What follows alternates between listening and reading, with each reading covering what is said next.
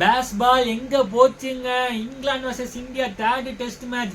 டாஸை win பண்ணி England batting ஆடுறேன்னு சொல்லியிருக்காங்க. 13வது தடவையா டாஸை தோத்துருக்காங்க இந்தியா.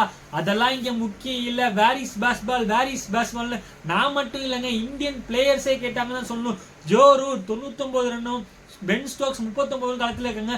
251க்கு 4 விக்கெட் சொல்லி இன்றைய நாள் முடிச்சிருக்காங்க. அதாவது பேஸ்பால் ஆடி ட்ரெடிஷனல் கிரிக்கெட் ஆடி, பேஸ்பால் ஆடி ட்ரெடிஷனல் கிரிக்கெட் ஆடிட்டு இருக்காங்க போல இருக்கு. ஆக்சுவலா மேட்ச் ஒரு ஏற்றத்தாழ தான் போச்சு. ஃபர்ஸ்ட் செஷன்ல டீம் இந்தியா 2 விக்கெட் எடுத்தாங்க.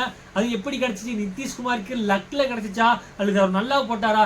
சம்பந்தமே இல்லாம கிடைச்சதுன்னு சொல்லணும். 2வது விக்கெட் ஓகே, நல்ல அன்பிளேபிள் டெலிவரி சொல்லலாம். பும்ரா மறுபடியும் சொல்றாங்க, நமக்கு விக்கெட் எடுக்க முடியலன்னா எஸ் இந்த நாள் நமக்கு அமையல, நம்ம நல்லா போடலன்னு சொல்லணும். அதுக்காக பும்ராட்டையே தூக்கி கொடுத்துருந்தீங்கன்னா எப்படிங்க? பும்ரா போடுறாரு. நான் எப்ப டிவி பார்த்தாலும் பும்ரா மட்டும் தான் போடுறாரு. ஜடேஜா வேற லெவல்ல போடுறாரு. வாஷிங்டன் சுந்தர்